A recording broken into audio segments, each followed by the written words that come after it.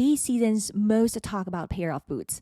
Can you believe I didn't recognize they were from MIU MIU at first glance? I pulled them out of girly pink box and bam, instantly rebellious sweetheart vibes. These are not your typically MIU MIU, no more of the sophisticated and soft style. These are all about the bold vintage look of a badass pair of biker boots.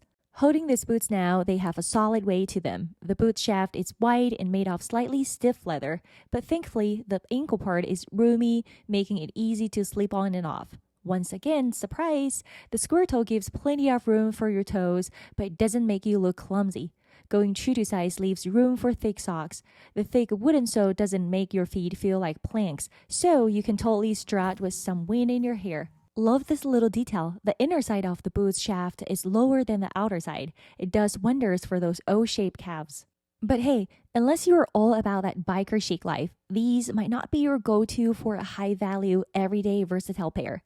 Besides pairing them with cool leather pants or jeans, these boots reminded me of the Princess Merida from Disney Brave. I rock them with a flowy, love-shake fancy fair skirt that gives a rebellious sweetheart look with a twist.